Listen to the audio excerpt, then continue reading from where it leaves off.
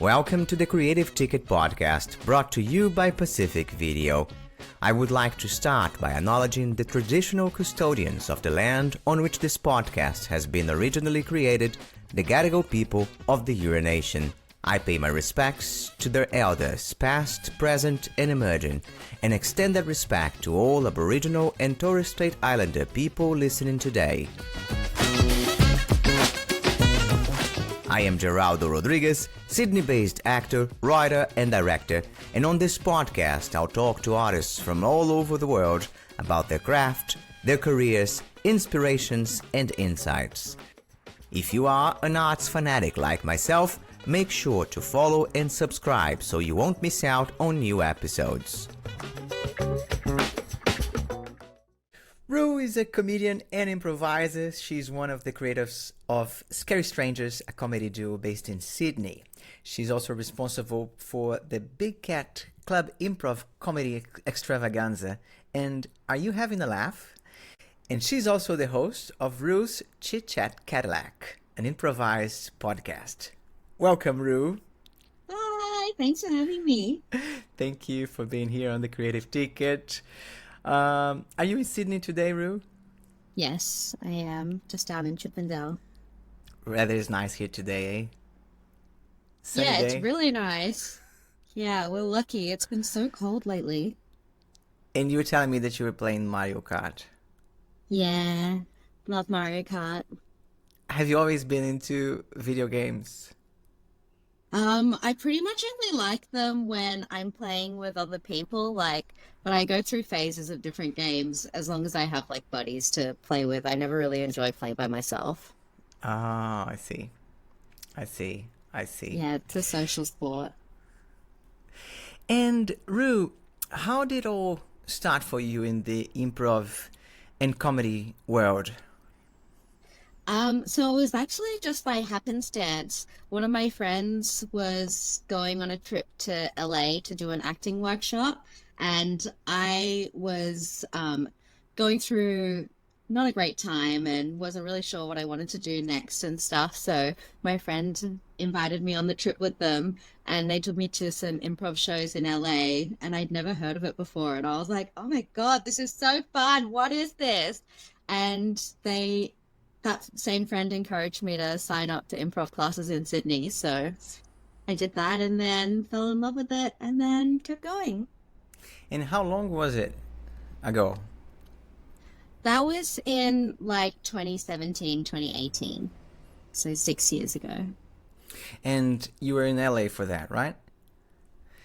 Was there a specific club that you went to that inspired you, or just shows that were on at the time? Yeah, we just dropped into shows at Groundlings and UCB, which are like the big improv schools over there. And we saw one of the Harold teams on one night, and then just like some kind of celebrity guest pop-in shows and some sketch shows and stuff. So a real mix. But they've got so much going on there. You can just go and see like 4 shows in a night on any night in LA, which is cool. And what did strike you as interesting enough to follow a career in improv and comedy? Was it like the opportunity to just be in the moment? Was it some sort of like, yeah, I'm tired of what I'm doing, let's just give it 100%? Or did you have a background in theater or theater sports or drama or comedy or anything like that? Well, I used to be really into drama when I was in high school, but I didn't pursue it because I guess I didn't think I could.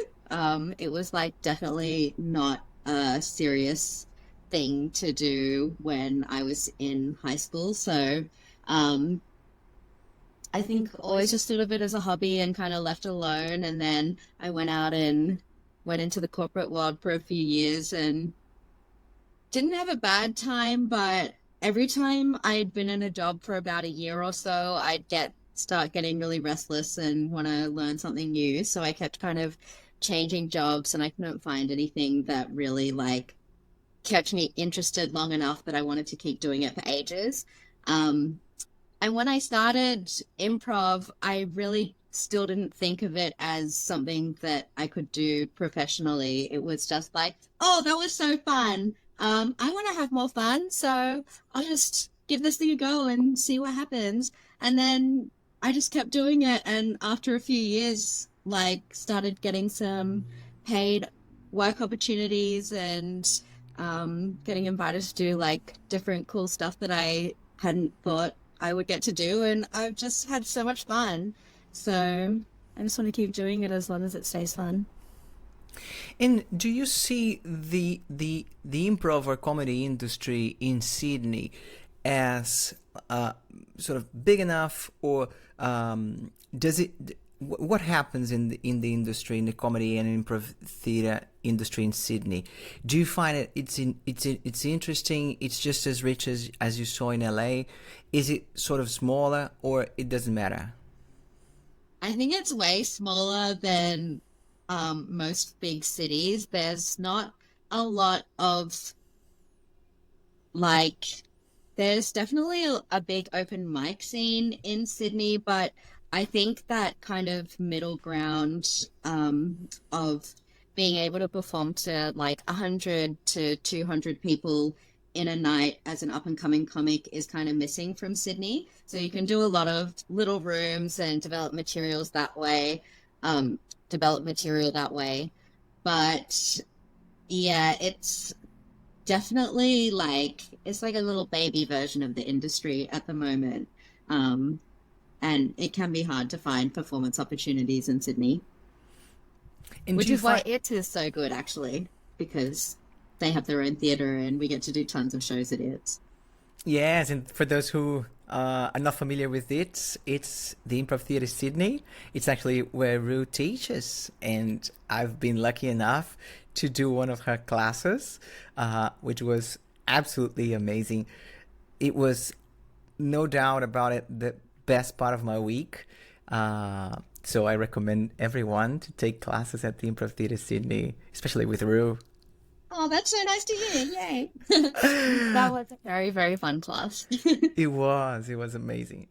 And Ru, do you find that the internet in being able to do, and you've done, and you host a podcast, you have done a few skits online, you have done, I imagine, much more than I was able to actually see. Do you find that that's also a way for either comedians or performers here in Sydney to get their work out there? Yeah, I think it's almost like there's all these different kind of subcategories in comedy and different kind of pathways that people can take to get better at producing like, yeah, material and stuff like that. And the online space is a huge component of that. And some people have just been able to amass huge followings online from even just having one character that they kind of continue to play in different scenarios, and that one character can build like 1 million followers, which is amazing. And it also allows you to connect with a global community. So I feel like even if you're in a small place, it doesn't stop you from being able to be part of the thing in some capacity. So yeah, can connect with people all across the world and still find a way to share comedic art forms. That's amazing. That's so interesting. And I have a question here. You and Tom Stevenson, you worked with the performers in Steam Room, which was a national hit here in Australia, and that show features scientists doing comedy. So you actually learn about science and you have a laugh. How do you train scientists to do comedy? So the way that we trained the scientists was, at first we got them in for some improv workshops. So that was very much about getting everyone comfortable with each other and taking risks and learning different performance skills and getting out of their comfort zone. And we did a couple of those sessions before we actually started then teaching them stand-up techniques and putting them in workshops with different comedians like Beck Melrose, who brought them in for a full day workshop where we kind of went through, this is how you kind of structure a joke, and you have like your premise and you explore that until you can get to your punchline type of thing.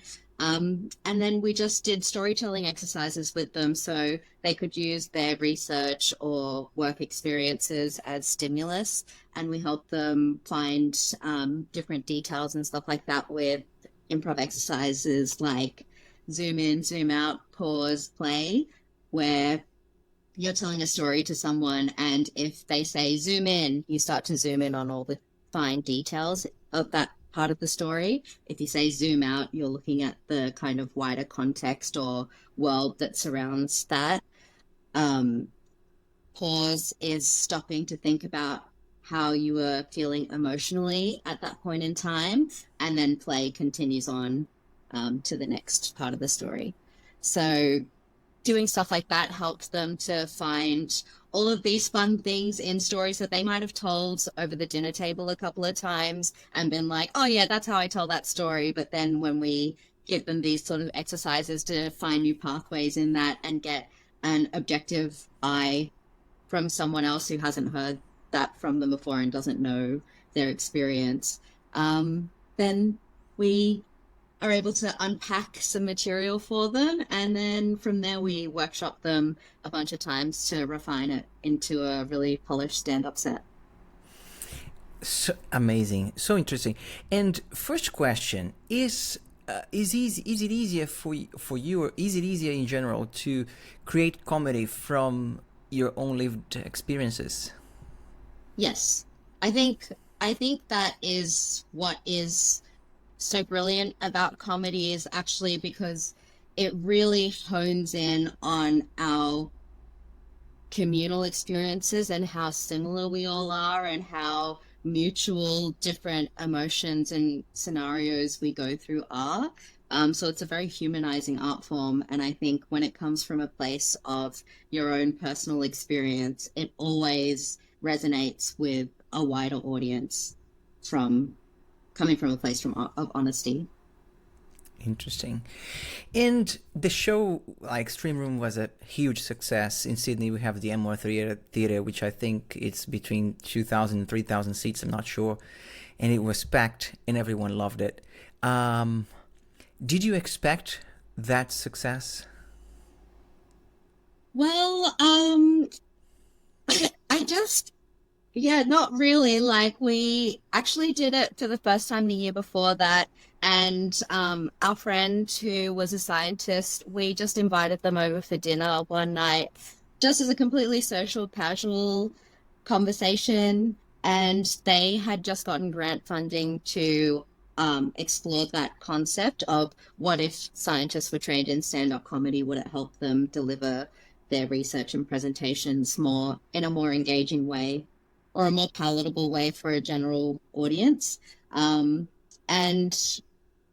we had just started Scary Strangers and we were doing like our monthly show and stuff like that, and we were having a lot of success there. So it was kind of serendipity again, where it was like, oh, well, what we're doing and what you're doing kind of works really well together. So let's just see how it goes.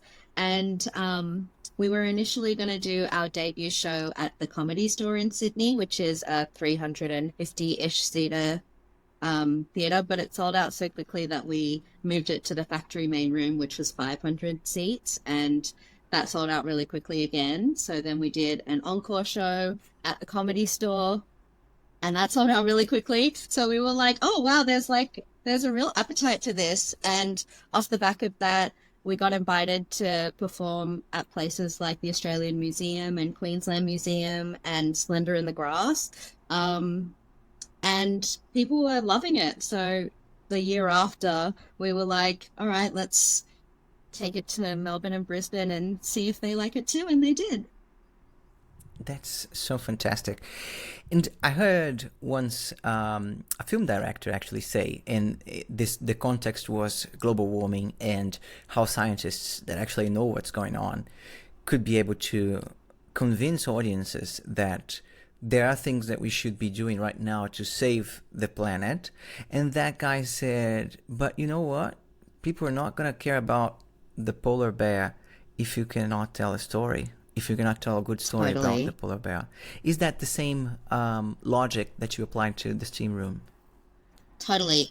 It was when we started the program, it was off the back of COVID and lockdown and stuff like that.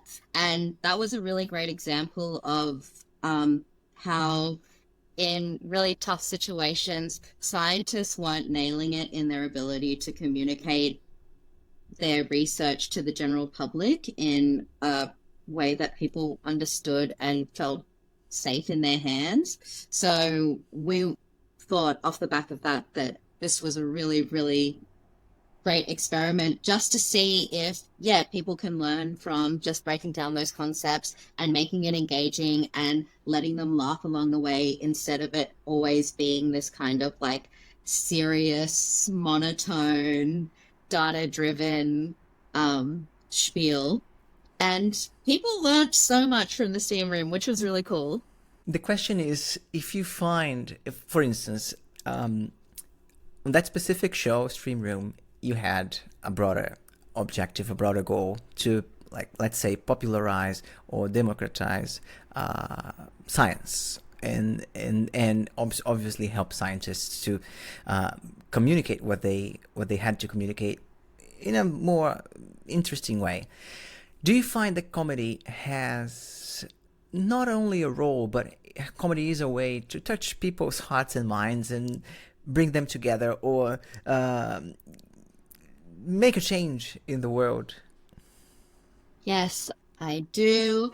Yeah, I think that one of the most universal experiences is laughing. And even in a general comedy room, at a great comedy night, a whole room of people who don't know each other are all laughing together, sharing an experience and building a memory together, which is just like the most beautiful thing that you could ask for. And yeah, laughing just eases the tension in the room, and it helps people just to like break down their barriers, even if they're not the one performing. It's nice to just sit in a room where it's like, yeah, let's just be positive over the next hour and like laugh about the crazy world that we live in and this like silly society that we've built. Ah, such a mess, isn't it?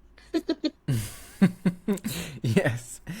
And is the opposite true? Is the world changes, like the fact that the world is changing, is it impacting comedy?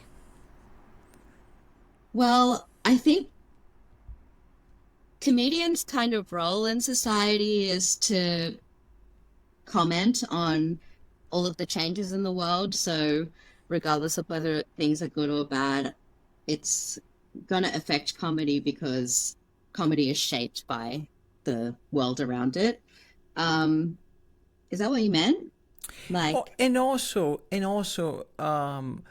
let's say things that people found funny 30, 40, 50 years ago that today are just racist. And do you find how the world changes will impact what people find funny?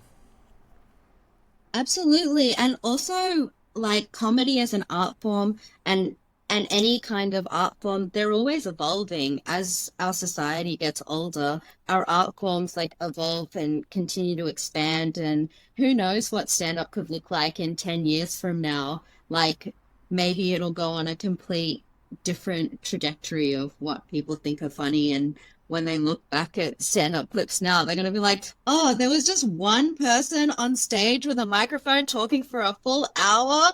Oh my God, that's so offensive. I would never, like who knows what people are going to like as our world changes, because it completely changes how humans like even exist. And I'll change a little bit the subject now, just to focus on your creative process. When you write a scene, when you write a set, when you're writing what you're going to tell on a stand-up routine, how is your process? Do you start with personal stories, or do you have a theme in mind? How does that work?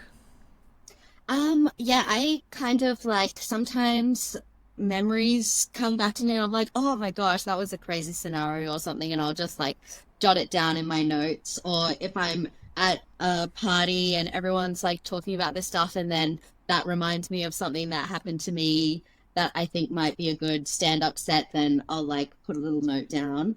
And then I kind of like have periods of time where I'll be like, I'll just go and like look at my notes and something out of that list will stand out to me, and then I'll like go for a really long swim or a jog or a hike or something like that, and I'll just percolate on what that premise is, and over time I find it kind of like starts to come into place, and then I'll kind of just be like, oh, okay, yeah, like these things, the stuff that continues sticking out to me, and I might go and write that into a first draft, and then I'll kind of leave it alone and then come back and read that and then repeat the process, like go for a big swim and just think about it, um and then perform it live and see how it goes, which is the scariest part, performing a new set in front of people. And then I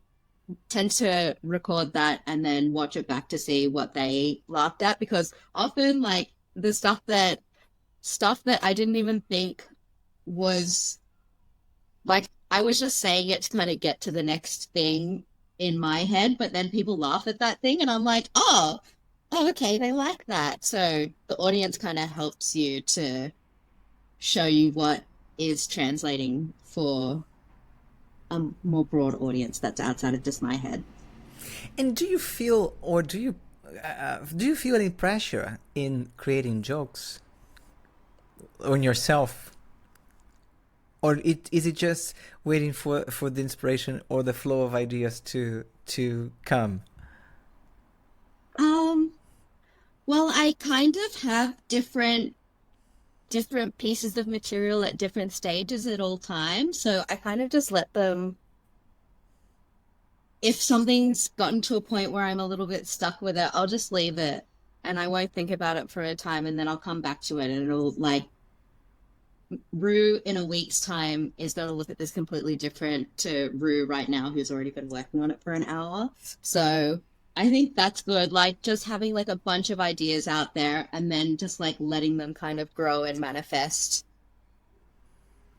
in due time. And also like when you have a gig coming up, it's good to have a deadline there to be like, okay, well, I want to do 5 new minutes in that. So what's kind of ready to go from first draft into something that I actually want to perform. And how about when you're improvising? Because sometimes you're there and the scene is happening and either you join or you don't. And sometimes you have to join because the scene needs someone to do something so that it finds itself. Yeah. I think that like the tough thing with comedy is that you just have to kind of have to keep failing to get better. So even if you're on a really hot ride, a hot streak of really good shows where you're feeling really good, you know that at some point there's going to be a show where you're trying, like maybe you're trying to do like a completely new format or a new skill set or something, and it just kind of doesn't go where you want to go. But with experience, the baseline rises. So like the shows that I'm not happy with now, where I'm like, oh, that wasn't my best. I'm not raving about that show. The quality of that show now is better than a show that I was happy with in my first year.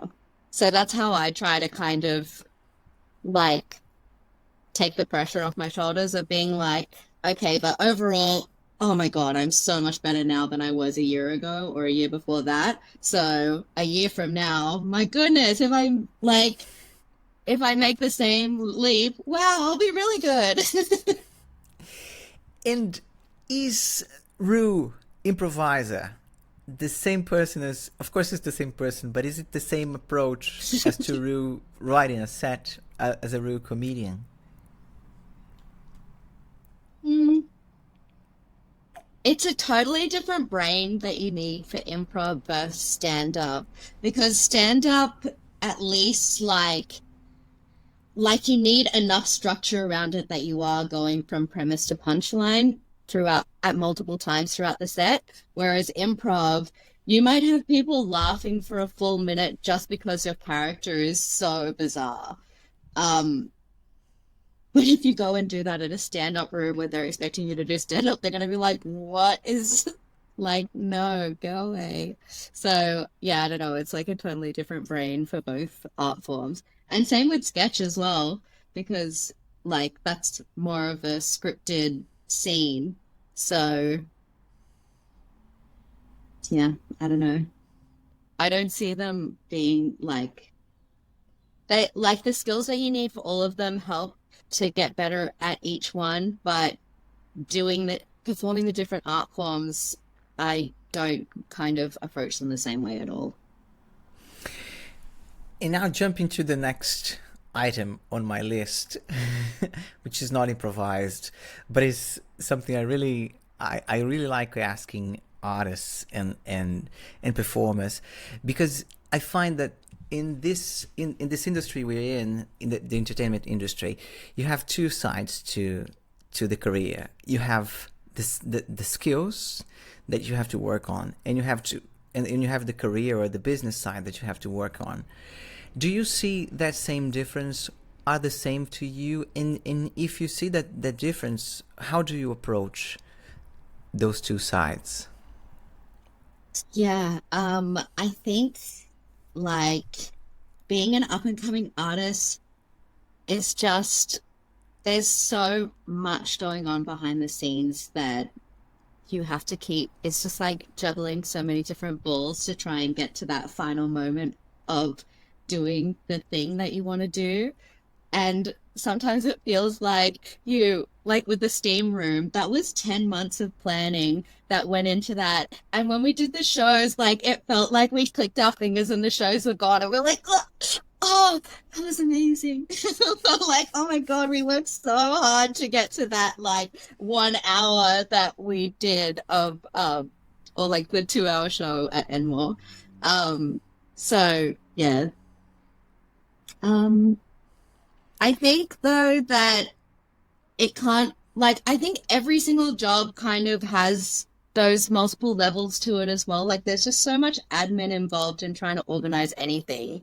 So I try to find joy in all of the different things. Like even if I'm kind of there making a poster for our next show, I'm enjoying that, not because it's necessarily going to help me be a better performer, but because I get to make a fun poster for this fun show that we're going to have a lot of fun doing. And I want it to like represent us and our style and our energy. So yeah, I kind of just try to find love for all of the different parts of it.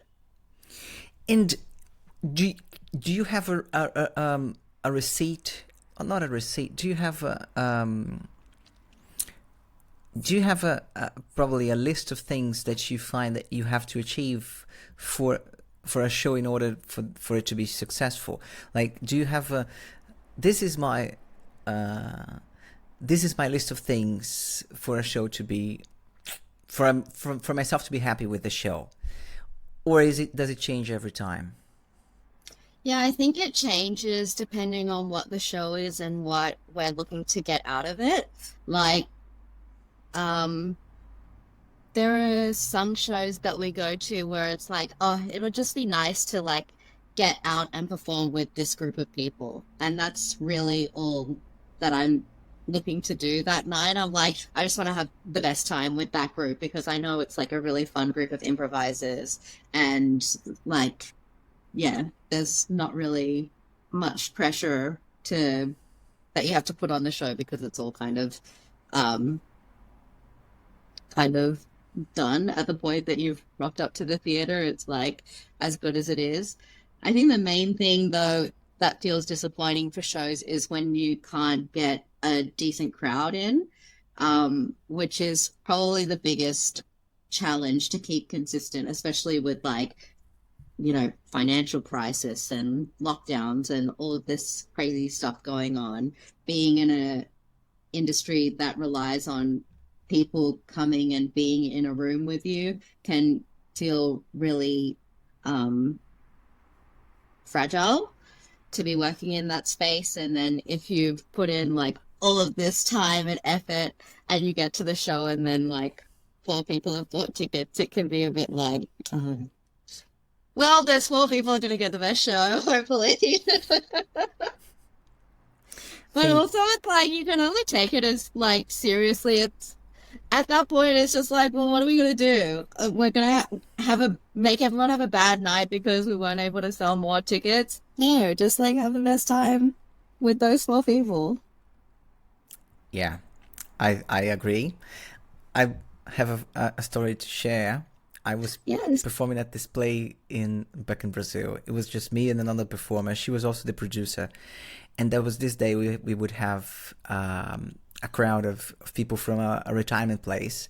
They would come right after lunch. And at that time, I used to speak like on my normal level because I thought the theater was small. There's no point in trying to speak too loud. And she would always point, hey, give it a little bit more volume because even though it's small, it's good for, yeah, you know. And then at that day, she said, hey, Geraldo, let's have a quick chat. We got people coming today. And I thought, yeah, she's going to tell me to speak louder. And she said, and you know how old people are right after lunch? They like to sleep. So let's keep our voices really low so we don't wake them up. It's one of the... Yeah, that's what you want to be told before a performance. People don't want to sleep through this one.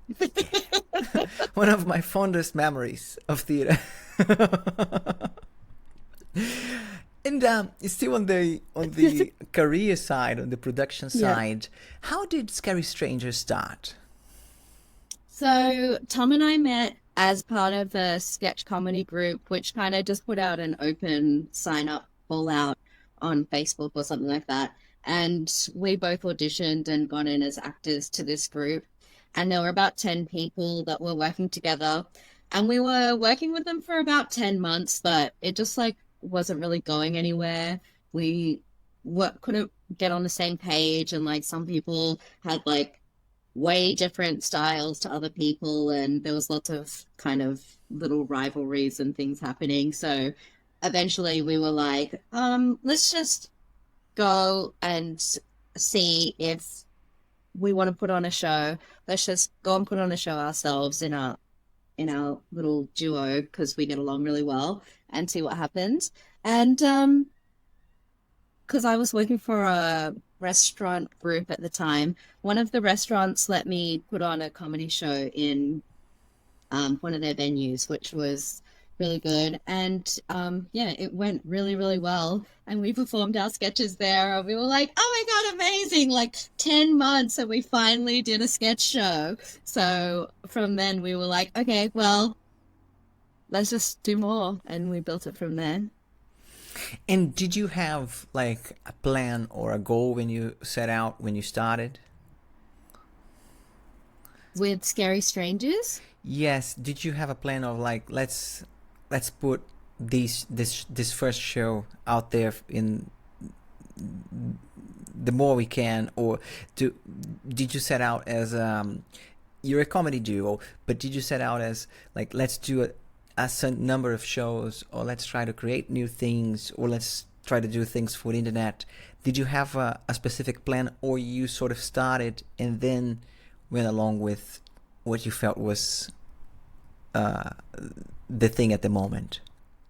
Yeah, we've always kind of just taken it a step at a time. Because at that time I was working full time in a kind of corporate job, and Tom was working in a completely different job, and we didn't really know what that was during COVID time too. So everything was so up in the air, and it didn't really feel like there was much point to looking too far in the future when we didn't know what was going to be happening. So yeah, we put on that first show. It went really well. So then we started putting on that show monthly. And then we got asked to do the Steam Room, and that went really well. And then we got grant funding to do Big Cat Club. So we just finished doing that program. And now we're gonna go and travel in India and do some workshops and shows over there. And like Rue putting on that first comedy night in that restaurant would never, ever, ever have been able to anticipate science comedy and like India tour or anything like that. It was just like, wow, we put on a show ourselves. Cool, let's do it again. And that's kind of just been our mentality with everything that we've done. That's really inspiring. Not just because it feels like, I think what I find inspiring is that there is a drive, there is a joy in what you do that is obviously driving it forward. And at the same time, there must be some sort of organizations so that each of those things happen as not how they're supposed to happen, but so they happen in a way that it allows you to keep doing it. Is that how you feel?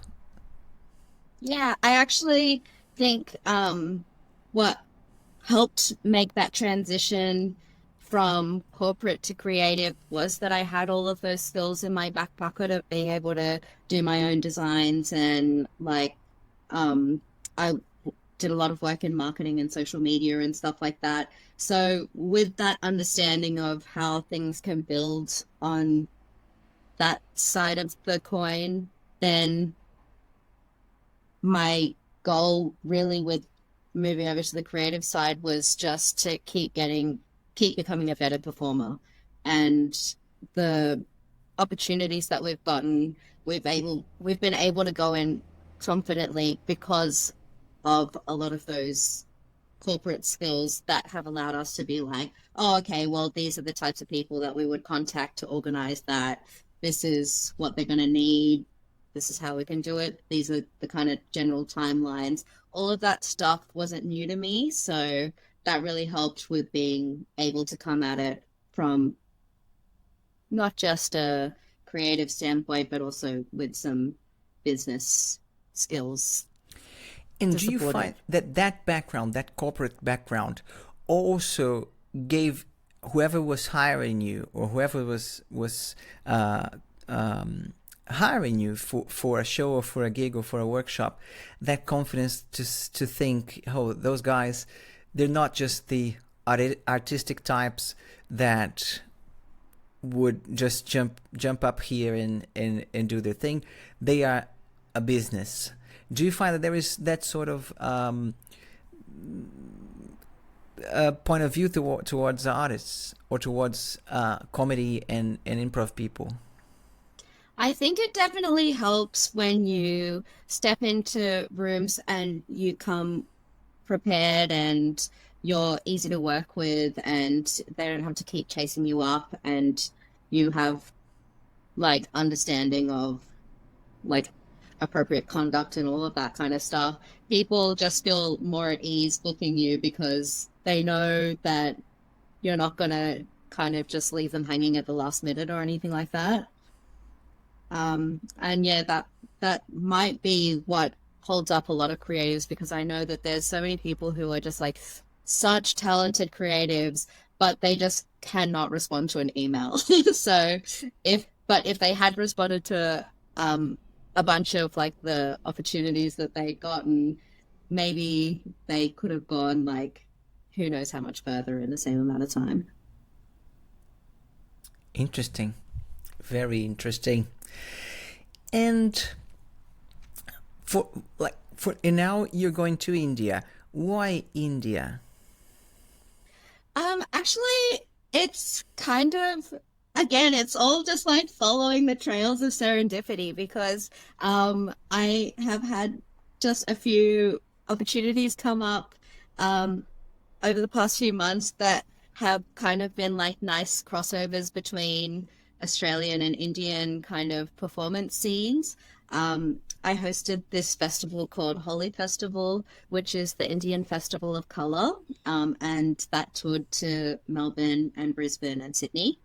And I also performed on a lineup called Brown Women Comedy, which did national tour, and it's an all brown female lineup, and that slapped. And Tom went to India last year, and he performed at Jaipur Comedy Club and got it got kind of like introduced to the comedy scene over there and just had the best time. So between the two of us, we were like, it seems like all things are pointing to India, so let's go over there and see what it's like. Amazing. Another question. I don't know if you've used to watch I Love Lucy. No. There is in I Love Lucy, Lucille Ball. There is a film about her and her relationship with her partner and how she created the show and how she had the executives hire her husband because she wanted to have a family. That's sort of the theme of the film. And there is a line in the film where she's trying to convince the executive producers that her husband is a good fit because he's Cuban. And she says, cultural differences make great comedy. Do you agree? Yeah, I think between me and Tom, yeah, the blend is good. And yeah, I'm not I think talking about exactly about the two of you. I mean, in general, or okay. even when you travel to a different country, or for instance, myself, when I come to Improv Theatre Sydney, and I just speak my good old Portuguese or a little bit of Spanish, or just the way I don't understand sometimes when when someone says a line or uses a word that is not that common, I enjoy thoroughly those experiences, those scenes. But I'm imagining if you find it like in traveling to India, if that is something that you have in mind.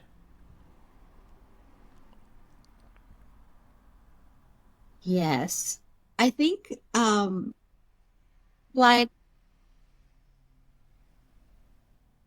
um I definitely feel like crossing cultures is always like a fascinating like exploration because everyone just has such there's just so much that you could never find out about a culture until you're immersed in it. So I think that there's a lot of fascination with that element of it, but I'm not sure how to put it in words. I don't think.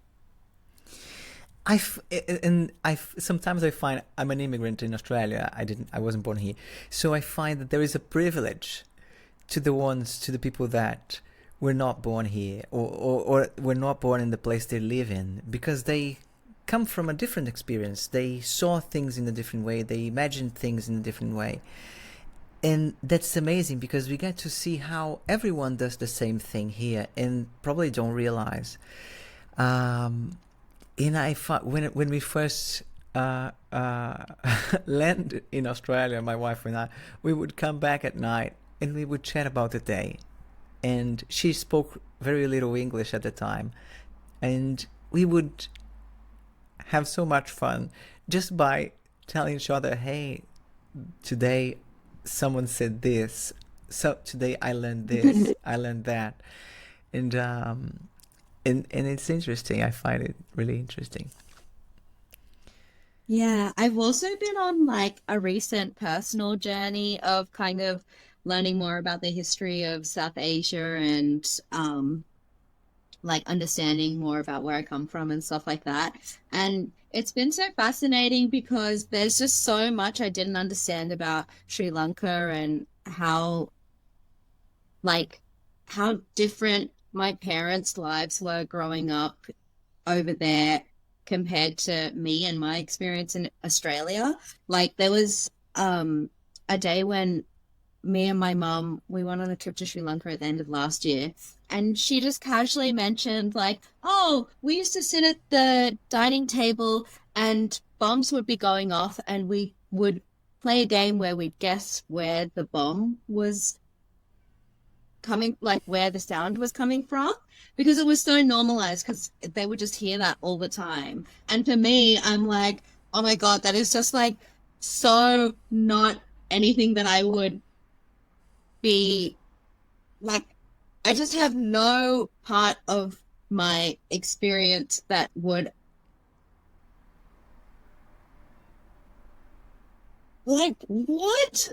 Like that's such a crazy scenario. I could just never like I could have never imagined living like that. So yeah, I don't know. I think just finding out stuff like that, it's just like, oh my gosh, like, okay, well, now I also understand my parents so much more. I understand why they were like so afraid of me just like wandering around by myself and stuff like that in the streets. And it just helps to kind of like, yeah, just understand so much more than my own personal experience by exploring their culture. And how is it for you to have an experience so different to that of your parents? How do you look at that? I think it caused, I think it was difficult for us to get on the same page when I was little because, yeah, I just really didn't understand where they were coming from with a lot of things because Australia is so kind of, there's not that much unexpected stuff that happens here, especially when I was young, um, versus their experience where it's like everything could just change in a moment's notice. You don't know what's going to happen next. Um, so I think it it was something that I'm really only starting to understand more now, and it was probably incredibly difficult for them when I was a kid, being like, "What are you talking about? Like, why are you guys like, why are you like this?" Especially as I imagine they would team up to actually tell you what they thought was right or what they thought you should be careful about. And both of them would seem crazy because you were looking at this experience and probably your classmates or your friends having an experience and them coming from a point of view much different to everyone else's. Yeah, totally. And even like outside of any of the political stuff, like even culturally, the way that family dynamics works and all of that stuff in Sri Lanka is like a completely different world. Like there's so much respect given to elders and like when you're leaving someone's house when you've been invited over, you bow to their feet before you leave and stuff like that. And I think the first time I went to Sri Lanka was when I was about 10 or something like that. So I really hadn't experienced any of that before. Whereas in Australia, like the kids here think they know everything. They're the smartest people in the room at all times. And there's like, the way that we talk to adults as Australian children is so different to what you can do in Sri Lanka. So even that, it's just like, oh, okay, you just like kind of expected me to respect you way more. That wasn't occurring to me. That's amazing, Ru. I imagine it must have been a wealth of experiences for you growing up with parents from overseas. And Yeah. and how do you see Australian comedy in relation to other places that you've been? Is there a spirit to Australian comedy? Hmm. I think Australian comedy, it feels very new. It feels like there's a lot of places where it could, or maybe it feels like a little bit restrained compared to other cities where, like, even in Melbourne, it's kind of like there's all of these experimental art forms that you can go out and see all over Melbourne happening all the time. Whereas I feel like Sydney is a bit more traditional, maybe, and the kind of alternative art forms that try to do their thing in Sydney don't have as much of the support structures in place for them to thrive. So in that way, it feels like the art scene in Sydney, it really needs a little more room to grow and a little more like juice in it or something like that. But is there you find an identity to Australians comedy, or it would differ from city to city, it would differ from person to person? Yeah, I think it probably differs from art form to art form, but I don't know if there's like a quintessential Australian flavor that I've picked up on yet. Stay tuned, maybe. After India, I can let you know if there's something where I'm like, oh, okay, that's Australian. And is there a spirit for 2024's comedy? Like, is this year, is there anything you find that this year or this late, the contemporarity is its comedies is finding its own identity? In 2024,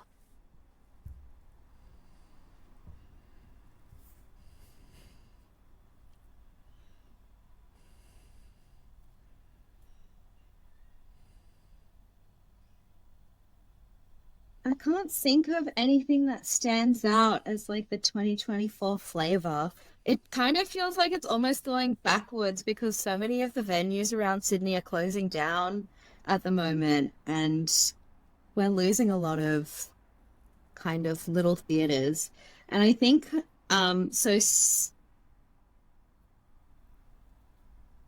yeah, I don't know, maybe not.